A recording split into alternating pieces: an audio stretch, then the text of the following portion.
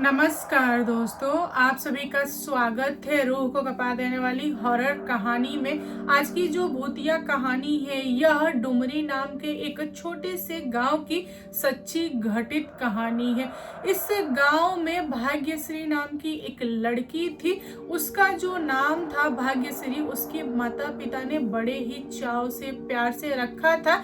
Reason बस यही था कि उसके 6 भाई थे और 7वें नंबर पर यह पैदा हुई थी। उसके घर वाले चाहते थे कि लड़की हो और गांव में ऐसा माना जाता है कि जो लड़की 7वें नंबर पे होती है, यानी 6 भाई के बाद एक लड़की होती है, बहन होती है, वह लड़की घर वालों को राज रचाती है, यानी कि बहुत ज्यादा धन वगैरह होता है उसके जन्म से। यहाँ पे भाग्यश्री का जो परवरिश हुआ काफी ज्यादा अच्छे से हुआ, लेकिन उसकी लाइफ में समस्याएं तब आई जब वह यंग हुई। धीरे धीरे भाग्यश्री के माता पिता दोनों लोगों ने दुनिया छोड़ दिया और भाग्यश्री के पास 6 भाभियां थी।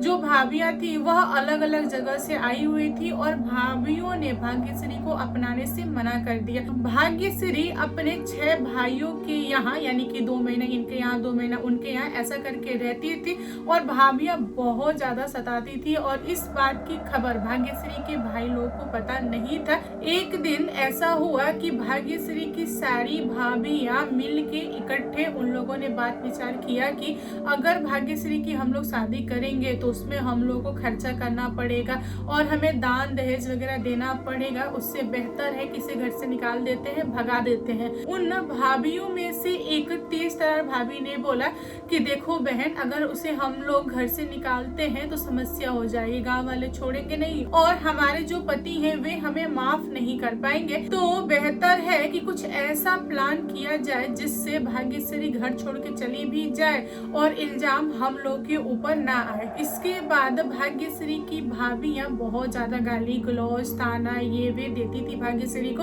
उन लोगों ने इतना ज्यादा कर दिया कि भाग्यश्री को मजबूरन एक दिन घर छोड़ना पड़ा। एक दिन भाग्यश्री अपना घर गुस्से में छोड़ देती है। दोपहर में भाग्यश्री अपने गांव से निकल जाती है। काफी दूरी चलने के बाद से उसको एक भारी पेड़ दिखाई देता है। उस पेड़ के पास एक चबूतरा था, वहां पे जाके वह बैठ जाती है।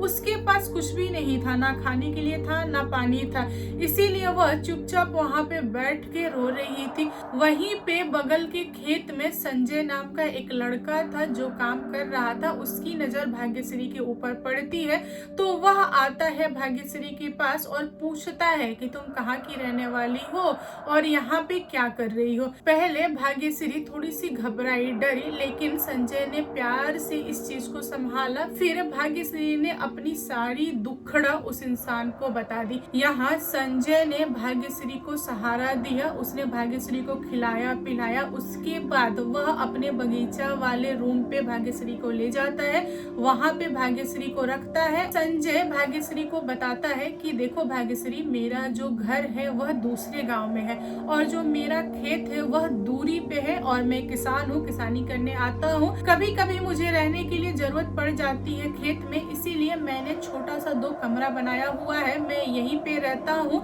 कभी कभार। तो एक काम करो, आज से तुम यहीं पे रहो, तुमको कोई भी रोकने टोकने वाला नहीं है। दिन में तो मैं यहीं रहूंगा, लेकिन रात में जब मैं घर जाऊंगा तो बाहर से ताला बंद करके चला जाऊंगा ताकि किसी को पता ना चले कि तुम अंदर हो। भाग्यश्री के पास कोई ऑप्शन नहीं था, इसीलिए उसने हाँ बोल दिया। उस दिन के बाद से संजय घर से एक्स्ट्रा खाना लाने लगा, भाग्यश्री के लिए भी उसे खिलाने लगा और इन दोनों के बीच में दोस्ती हो गई। हर रोज सुबह से लेके इवनिंग तक भाग्यश्री के साथ संजय रहता था। उसके बाद ताला बंद करके वह अपने घर रिटर्न हो जाता था। धीरे धीरे भाग्यश्री को संजय से प्यार हो गया। संजय जो था वह भी धीरे धीरे भाग्यश्री के प्यार में पड़ गया।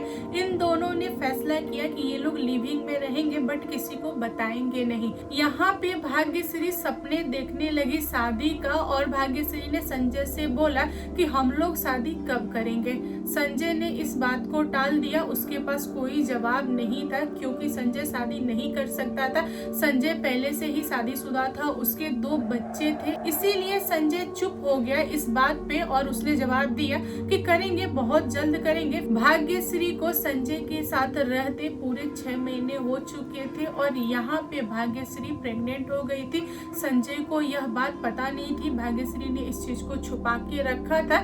लेकिन धीरे धीरे पेट बाहर आने लगा और संजय ने सवाल किया। फिर डरते डरते भाग्यश्री ने बताया कि हाँ मैं प्रेग्नेंट हूँ, वो भी पूरे 5 महीने का। संजय का जो माथा था वह गर्म हो गया था। संजय ने कभी भी उम्मीद नहीं लगाया था कि भाग्यश्री इस तरह से चीजें करेगी और छुपाएगी। भाग्यश्री ने संजय को बहुत समझाया और उसने बताया कि देखो, अगर मैं पहले बता देती कि मैं प्रेग्नेंट हूँ तो पता नहीं तुम कैसे रिएक्ट करते, तुम मुझसे शादी करते कि नहीं करते।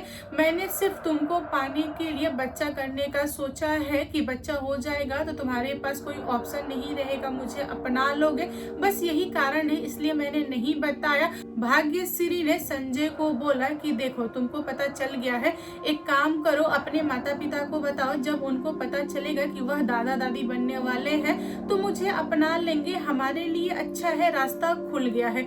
यहाँ पे संजय ने भाग्यश्री को एक चाटा खींच के मारा। उसके बाद बोला कि आज के बाद से तू अकेले रहेगी, यहाँ पे मैं तुझसे मिलने नहीं आऊंगा, अगर तुमको रहना है तो रहो, नहीं रहना है तो घर छोड़ के चली जाओ। यहाँ पे भाग्यश्री का फिर से दिल टूटा। उसने कभी भी नहीं सोचा था कि इस टाइप की चीजें उसके साथ होंगी। संजय बहुत ज्यादा गुस्से में था, वह भाग्यश्री को छोड़ के घर चला गया। उसको समझ नहीं रहा था कि क्या किया जाए, कैसे भाग्यश्री को बताऊं कि मैं मैरिड हूँ और अपनी वाइफ को कैसे बताऊं कि मैंने भाग्यश्री को रखा हुआ है, वो भी दूर। यहाँ संजय बहुत ही ज्यादा बुरी तरह से फंस चुका था। उसके मन में आ रहा था कि बच्चा को खराब कर दिया जाए, लेकिन कैसे? अगर मैं भाग्यश्री को हॉस्पिटल ले जाऊंगा तो कोई ना कोई मुझे देख लेगा, अगर देख लेगा तो यह बात पूरे गांव में फैल जाएगी और जो मेरी इज्जत है वह उड़ जाएगी। तो उससे बेहतर है कि मैं कुछ घरेलू उपाय करूं और उसका जो बच्चा है उसे हटा दूं। यहाँ पे संजय ने बहुत कोशिश किया, लेकिन भाग्यश्री का जो बच्चा था वह सही सलामत रहा, उसको कोई भी प्रॉब्लम नहीं हुआ और जो प्रेगनेंसी थी वह पूरे 8 महीने की कंप्लीट हो चुकी थी। संजय की वाइफ धीरे धीरे डाउट करने लगी संजय पे। वह सोचती थी कि मेरा पति हमेशा गायब रहता है, कहाँ चला जाता है, क्या करता है, मुझे जांच पड़ताल वगैरह करना चाहिए। इसीलिए वह औरत एक दिन अपने पति का पीछा करते करते पहुंच जाती है भाग्यश्री के पास। संजय, भाग्यश्री और संजय की वाइफ तीनों एक जगह थे, एक दूसरे को देख के झटके में आ गए।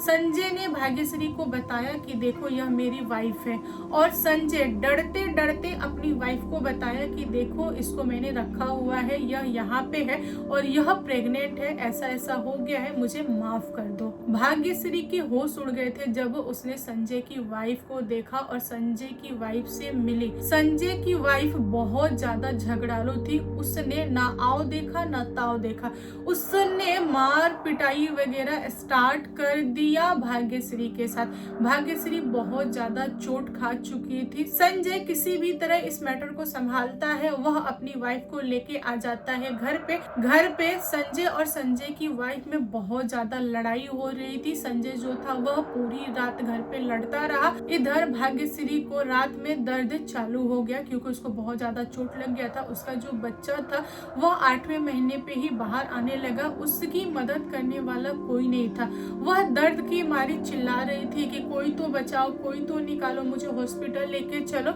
लेकिन दूर दूर तक कोई नहीं था। वह औरत बहुत ज्यादा दर्द बर्दाश्त की। उसके बाद उसने एक बच्चे को जन्म दिया। जो बच्चा था वह लड़का था। भाग्यश्री अपने बच्चे को देखी और देखते से ही वह दुनिया छोड़ दी। संजय और संजय की वाइफ में 2 दिन से लड़ाई चल रहा था। संजय जो था वह बहुत ज्यादा गुस्से में था। उसने सोचा कि आज भाग्यश्री को मैं छोड़ूंगा नहीं। जब से वह लड़की आई है मेरी जिंदगी में तब से मेरी जिंदगी तबाह हो गई है, तो आज मैं उसे सबक सिखाऊंगा। यही सोच के 2 दिन बाद जब संजय पहुंचा भाग्यश्री के पास तो उसने देखा कि भाग्यश्री अब इस दुनिया में नहीं है और एक बच्चा है जो बहुत ज्यादा काय काय किया जा रहा है। यहाँ पे संजय का दिमाग उड़ चुका था। संजय को फॉलो करते करते संजय की वाइफ पीछे से आ गई।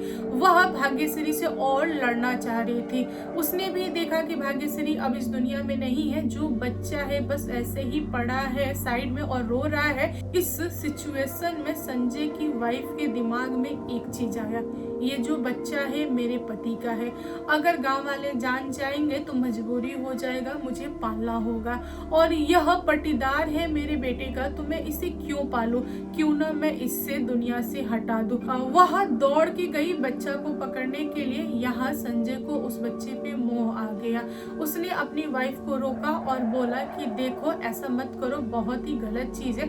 माना कि हम दोनों के बीच में ऐसी ऐसी चीजें थी, लेकिन यह बच्चा है, इसे छोड़ दो। लेकिन संजय की वाइफ ने संजय की बात नहीं सुनी। उसने बोला कि ठीक है, मैं अपने हाथों से नहीं कर सकती तो क्या हुआ, इसको उठा के मैं दूर फेंक देती हूँ। उसने ऐसा सोचा और अपने पति को झटकते हुए उस बच्चे को उठाई और बहुत ही ज्यादा दूर ले जाके एक खेत में छोड़ आई। उसका मकसद था कि जंगली जानवर उस बच्चे को ले जाए। इसके बाद संजय और संजय की वाइफ घर पे आ गई। ये एक दूसरे से बात नहीं कर रहे थे। यहाँ पे संजय का जो मूड था वह ऑफ था, वह शांत हो गया था। वह बच्चा खेत में काई काई कर रहा था और खेत में एक औरत घास काट रही थी थोड़ी दूरी पे। उसने आवाज सुना तो वह आवाज को फॉलो करते करते पहुंची तो उसने पाया कि एक बच्चा है जो बहुत ही ज्यादा तड़प रहा है भूख से और उसके शरीर में छोटे छोटे कीड़े लग गए हैं। उस औरत को उस बच्चे पे तरस आ गया। वह बच्चे को उठाई और अपने घर लेके आई, दूध वगैरह पिलाई। इसके बाद यह बात पूरे गांव में फैल गई कि एक बच्चा मिला है खेत से जो कि बहुत ही छोटा है। ऐसा लग रहा है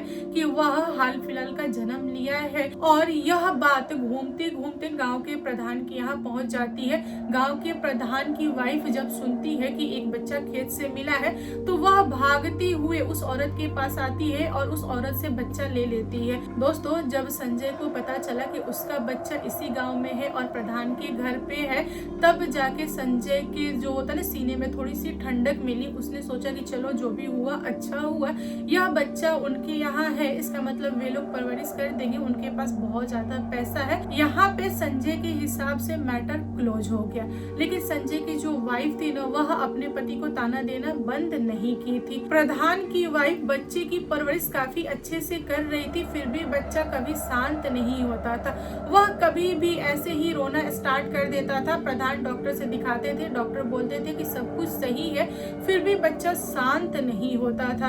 प्रधान की वाइफ बहुत ज्यादा टेंशन में रहती थी उस बच्चे को लेके। प्रधान की वाइफ को थोड़ा सा शंका था उस बच्चे को लेके। उनको ऐसा लग रहा था कि जो उनका बच्चा है वह ऊपरवार को देख के मुस्कुरा रहा है, यानी कि किसी चीज को देख के मुस्कुरा रहा है। इसीलिए उन्होंने एक तांत्रिक को बुलाया। घर पे तांत्रिक आया और उसने बच्चे को देखा। उसके बाद उसने खुलासा किया कि हाँ, यह बच्चा अपनी माँ को देख के मुस्कुरा रहा है। इसकी जो माँ है वह आत्मा है और वह कभी कभार मिलने आती है बच्चे से, इसीलिए बच्चा उनको देख के मुस्कुराता है। जब वह नहीं रहती है तो यह बहुत ज्यादा रोता है। इस बच्चे के ऊपर उस आत्मा का साया है। यह सुनने के बाद से प्रधान की वाइफ रोने लगी। उसके बाद उसने तांत्रिक को बोला कि इस बच्चे को बचा लीजिए, यह मेरा बच्चा है, किसी आत्मा का नहीं है, इसकी परवरिश मैं करूंगी, आगे चल के मेरा यही वारिस होने वाला है, तो इसे आप बचा लीजिए। फिर तांत्रिक ने उस बच्चे की झाड़ फूक वगैरह किया, उसको ताबीज पहनाया और घर को बांध दिया ताकि आत्मा प्रवेश ना करे।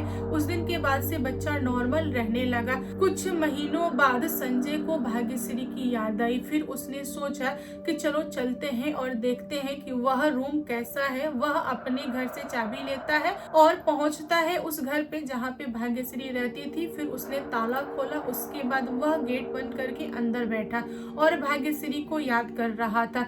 यहाँ संजय के सामने एक परछाई आके खड़ी हो गई। संजय डर गया। संजय परछाई को देखते से ही समझ गया कि वह परछाई किसी और की नहीं, भाग्यश्री की है। वह डरते हुए चिल्लाते हुए पूछा कि अरे भाग्यश्री, तुम कहाँ से आ गई, तुम क्या हो, तुम क्या चाहती हो, प्लीज मुझे मत मारना, मुझे छोड़ देना।